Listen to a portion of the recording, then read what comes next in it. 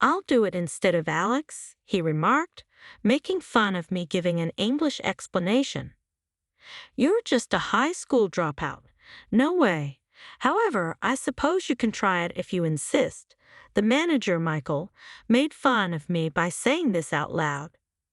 Silently, I moved up and began speaking to the international guests in English.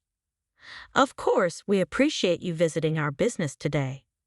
I'm Mike, and I'll be providing you with an outline of our business." Michael's eyes widened when I stated this. The rest of our staff, including Alex, was taken aback. I went on. "So, let's get started with the explanation. I'm 35 years old, and my name is Mike. Despite having barely completed middle school, I work for a large international corporation. The fact that someone like myself, a high school dropout, could get a job at such a large corporation is truly a stroke of luck. Only people with good college degrees are likely to be able to get employment here these days. It's obvious that someone like myself, who just completed middle school, would have a difficult time finding employment. Actually, there would be a nearly 100% likelihood of being turned down in an interview. I never thought I'd be able to work for such a prominent organization. I've had some unusual events, and my life has been a little different. My mom died when I was a little child. Despite having a career, my father was a strong drinker who frequently missed work due to his intoxication. Our home finances were hard, as you would guess. However, there was little I could do about it as a child. My homeroom teacher, Mr. Smith, told me, "You're clever. You should go to high school." Just before I was ready to graduate from middle school, "I wanted to, but we didn't have the money," I said. Mr. Smith looked for methods to assist, but he was unsuccessful. I could have attended high school if my dad hadn't been this way. My dad wouldn't be in this situation if my mother had still been living. I kept thinking about these things. It was useless, of course, because thinking about it made no difference. But I had to place the blame somewhere. I began working at a steel factory immediately after middle school. I spent almost 5 years working there. I made the decision to leave home after saving the money I made in the factory. Though I intended to return home after the vacation, leaving home was more like embarking on a solo trip for a while. Until I ran out of money, I planned to travel. It lasted for a few years. In the end, I believe I spent roughly 3 years traveling. I have pleasant memories of those times. I'd occasionally reflect on those moments. I had a lot of experiences, but life was never easy. My life has stabilized since I joined this organization, and I'm generally content with the state of affairs. Even though I barely completed middle school, I'm quite thrilled to have joined such a large organization. Our present manager, James, will be departing at the end of the month. Our team leader, Alex, informed me one evening. "James has been here ever since I started working here. I've been under him since the beginning." "Man," I remarked, "it will be sorry to see him go." My team leader is Alex, who made the statement. He's in his late 30s and has gained a little weight. "You can't lose weight once you get middle-aged," he quips, but he's a happy person who makes jokes like that. "Has James been here that long?" I asked. "Yeah, 15 years ago he was still a section chief, but he's been in the same department the whole time.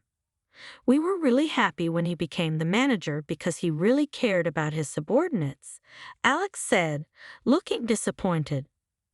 "Do they already know who's going to be the next manager?" "Well, it's not decided yet, but there's a rumor that Michael might take over. If it's him, I might quit," Alex said with a wry smile. "Why is that?" I asked. "I've heard he's caused problems in various places. You wouldn't want someone like that here, would you?" "That's true. Apparently, he graduated from Cambridge, and he has a thing against people with lower educational backgrounds.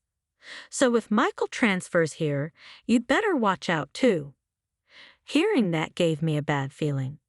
Soon after, James retired and a new manager came. Alex's prediction was spot on. Michael arrived. Michael is a so-called elite who graduated from Cambridge University. He is in his 50s but looks a bit older. He was tall, skinny, and had a nervous-looking face. "Hello, everyone.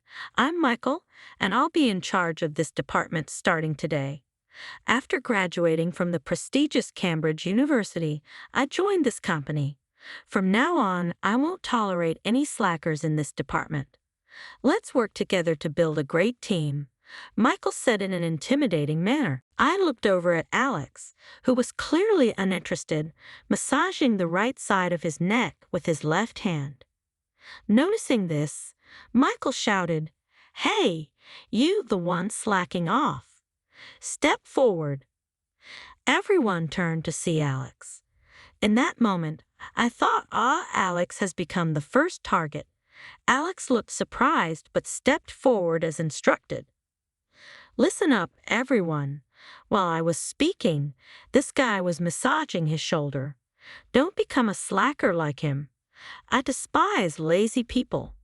What's your name?" "Alex." "I see. I'll remember you. You can go back now." Alex returned to his seat, looking dejected. From then on, Michael started picking on Alex for various reasons, giving him unreasonable tasks and making sarcastic comments.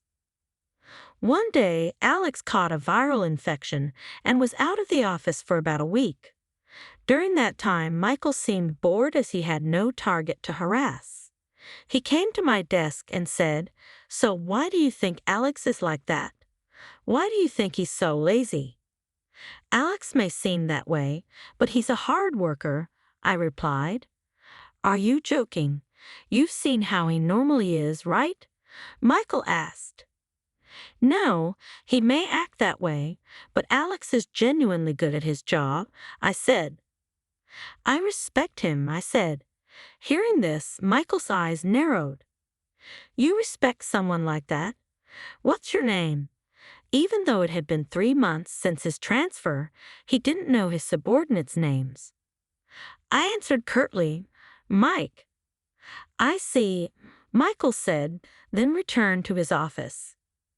Eventually, Alex recovered and came back to the department. "Good morning, Alex." Everyone greeted him. "Are you feeling better? Did you get enough rest? It must have been tough, right?" Everyone asked. Then Michael appeared. "Good morning, everyone," he said. Everyone was so focused on talking to Alex that no one noticed Michael. Michael got annoyed and approached Alex. "Oh, Alex, I didn't realize you were still with the company. I thought you might have retired." Hearing this, I couldn't help but blurt out, "You don't talk to someone who's just recovered from an illness like that." Michael turned to me and said, "You always have to talk back, don't you? I don't like that. Subordinates should follow their superiors, right? There are things I can follow and things I can't." "I can't follow this," I replied. "Hey, Mike, it's okay. I'm not bothered. You shouldn't be either." Alex tried to stop me, but it was too late. Michael, now furious, said, "Your name is Mike, right? You'll regret this later," and stormed back to his office. From then on, Alex was no longer the target. I was. Michael started picking on my work at every opportunity. Just recently, he complained, "Mike, come here for a moment." "Yes. The documents you sent to X Corporation were wrong, weren't they?" "No, they were correct." "No, they were wrong. Why can't you admit your mistakes?" "I attached the documents that you approved, Michael." "Are you blaming your mistake on me?" This comment infuriated me, but I thought it was pointless to argue, so I stayed silent. I had double-checked those documents and had Michael approve them before sending them to X Corporation. Seeing me stay silent, Michael said, I heard you're a high school dropout. How did you manage to sneak into this company? A big company like ours wouldn't hire a trashy high school dropout like you. Did you use some connections? He looked at me with a mocking smile. This has nothing to do with work, so I'll take my leave, I said and walked out of his office. Returning to my desk, I reviewed the documents Michael had pointed out. To my shock, the documents for X Corporation had been switched with those of another company. There was no way I could have missed such a mistake. It was clear that someone had deliberately swapped the files, and the only person who could do that was Michael, but I had no proof. I was furious but decided to endure it for the time being. That evening, Alex invited me out for a drink after work. We left the office and went to a small nearby bar. We started with a beer and toasted each other. After ordering various dishes and finishing our meal, Alex started talking. "Mike, are you okay?" "Okay about what?" "You know about Michael. When I came back to work, you stood up for me. I was worried that Michael might be giving you a hard time because of it." "Well, yeah, he has been. Were you also scolded by Michael over the X Corporation incident recently?" Alex asked. So I explained to him what had happened that day. "That's awful. Why didn't you tell me about this sooner?" "I suspected that the files had been swapped, but I had no proof." "What are you talking about? Only a supervisor could access a subordinate's computer to change files. No one else could do that without using an individual's account." "That's true, but I didn't want to make a big deal out of it. Yeah, with Michael, you never know what he might do. But if you have any trouble, come to me. I am your team leader after all." I was really grateful for Alex's support. Since the next day was a day off, we drank a lot that night. About 2 weeks later, it was announced that foreign visitors would be coming to our company. During the morning meeting, Michael seemed to be in a good mood and said, "Good morning, everyone. I have some good news. It was decided in yesterday's meeting that next month we will have foreign visitors coming to see our company. Everyone, make sure you can speak at least a bit of English when the guests arrive. I want you to guide them in English." After saying that, Michael added, "Well, I graduated from Cambridge University, so I can speak English. But for those who can't, start studying intensively from today until next month." Whether Michael could actually speak English or not, his constant bragging about Cambridge annoyed me. On the day the foreign visitors were to arrive, everyone was nervous. As I was reviewing the materials for the presentation, Michael entered the office with the visitors. There were 30 visitors, more than I had expected. Michael cheerfully said, "Good morning, everyone." His childlike display of "I can speak English" was tiresome. The visitors were from various countries. During the tour, an Indian man named Almond approached me. Almond, in his 30s, mentioned he had a wife and kids back home. He said he wanted to move to Japan someday and work for a Japanese company. He had been studying Japanese diligently to achieve that goal. His Japanese was nearly perfect. There were a few distinctive Indian accents, but nothing that made it hard to understand. "Isn't Japanese difficult?" I asked. "Very difficult," he said. "I thought about quitting many times, but going to Japan, it's my dream," he said with a big smile. After the tour, we moved to a large conference room. Even though it was called the large room, it could only hold about 35 people. So they started selecting employees from the department to attend the meeting. Since we had a limited number of spots, we'd choose 5 people from this group. Let's select by teams. Our department had 25 people, divided into 5 teams. Michael looked around the department. The moment our eyes met, he smirked and said, "All right, let's have Alex's team do it." My bad feeling was confirmed. I glanced at Alex, who also looked reluctant. The other team members looked equally miserable as they stood up and moved to the front. As I got up and moved forward, Michael leaned in and whispered, "Make sure you don't embarrass me." After everyone settled in the conference room, Michael said, "Ladies and gentlemen, welcome to my company." Michael was clearly enjoying himself, but in my mind, I was thinking, asterisk, it's our company, not my company, asterisk.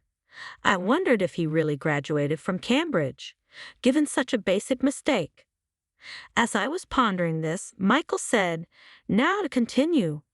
You there, you explain in English," pointing at Emily. Emily was the only woman in my team who was 30 and single. When the presentation was announced, she had said, "I'm terrible at English." Emily reluctantly stepped forward. However, Emily couldn't speak English well. She nervously whispered to Michael, "I'm sorry, Michael, I'm really bad at English." Michael, looking exasperated, said, "I asked Emily because she's the only woman in Alex's team." What a pathetic team. Very disappointing. Well, I guess we'll have to rely on the team leader, Alex. Michael smirked.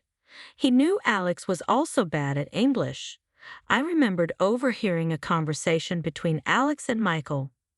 "Alex, Michael, can I have a word?" "What is it, Alex?" "Regarding the upcoming presentation for the foreign visitors, no one in our team is good at English. It would be smoother if another team handled it, and it would also reduce the pressure on our team members." Michael replied, "It's pathetic that you can't even speak English these days. Why do you even come to work, Alex?" "Well, all right. I don't want to be embarrassed either. I'll think about it." "Thank you." I happened to overhear this while coming back from the restroom.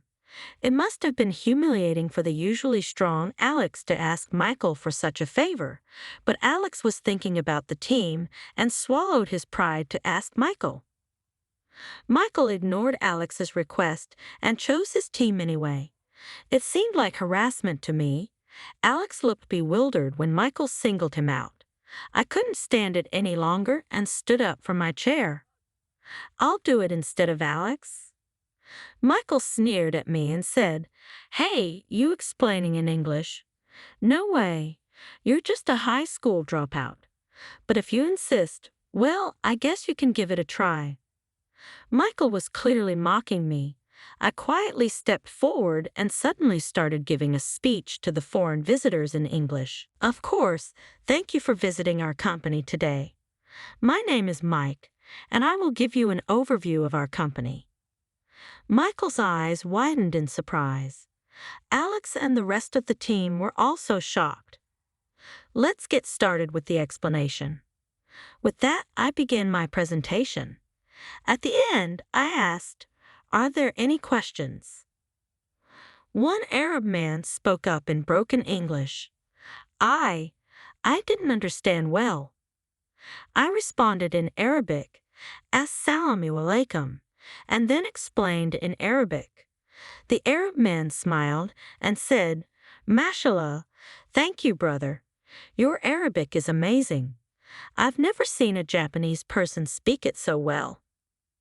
A French visitor then asked, "Can you speak French?"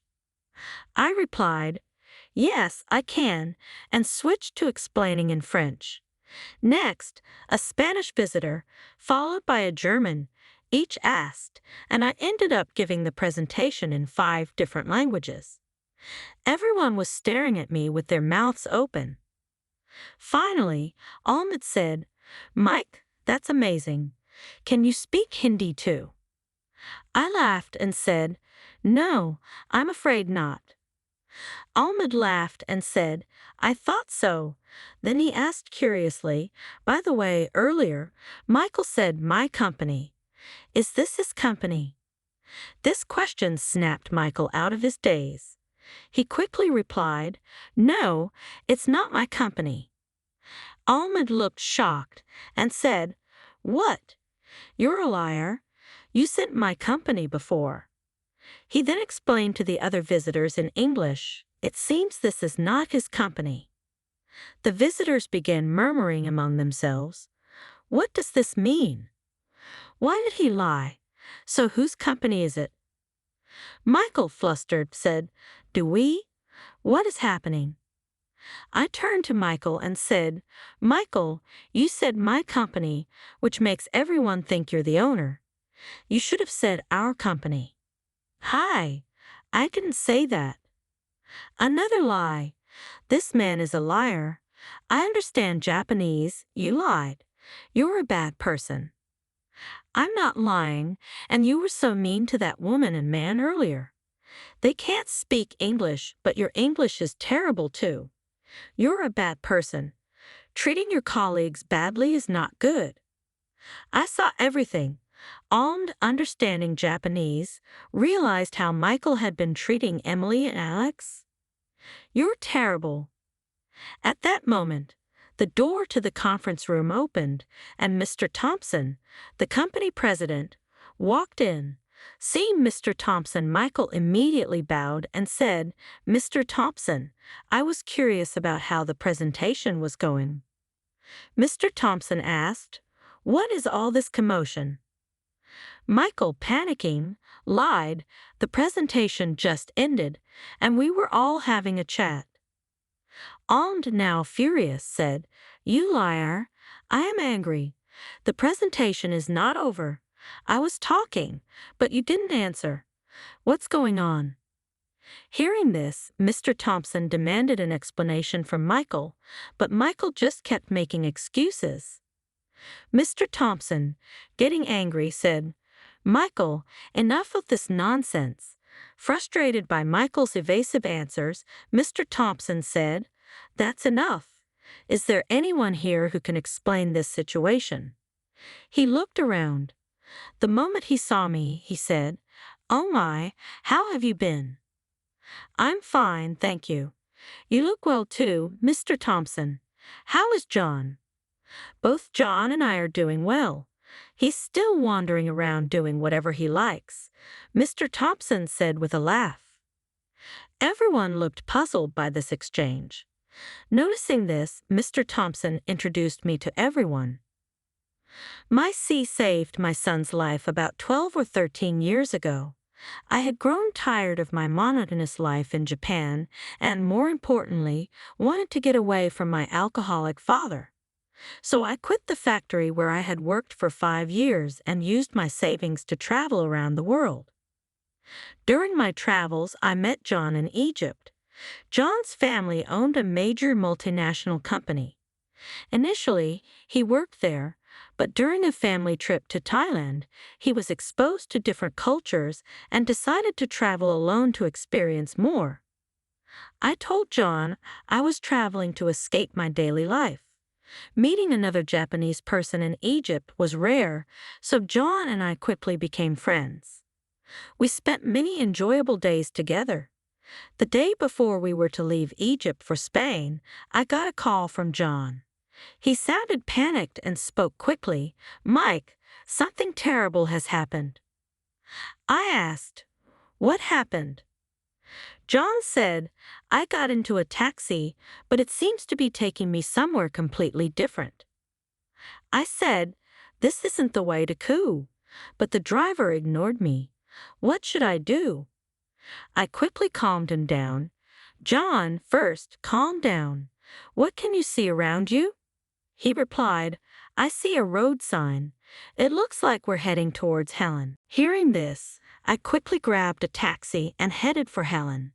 As we talked, I heard someone in the background, speaking Arabic, saying, "Show me your belongings." I became anxious and told the taxi driver to hurry up. Then I thought about checking John's location via GPS. I opened the GPS app and saw John's location displayed. Using the GPS, I headed towards him while keeping the phone conversation going to stall the man next to John. Eventually, I reached John's location. At the same time, I had contacted the police, and local officers arrived around the same time. We successfully rescued John. At that moment, John promised, "When you return to Japan, I'll make sure to thank you." When I finally returned to Japan, I had completely forgotten to contact John. Part of it was because I felt awkward reaching out to someone who felt indebted to me. About a year after I returned, John called me. He laughed and said, "You returned to Japan but didn't contact me. That's mean." This led to John, the son of Mr. Thompson, introducing me to this company. "Mike is an extremely talented individual," Mr. Thompson said proudly, as if praising his own son. Michael then interjected, "But Mike is just a middle school graduate. I graduated from Cambridge University." Mr. Thompson looked exasperated and said, "Michael, I despise prejudice. Deciding someone's worth based on their school or lack thereof is something I cannot tolerate."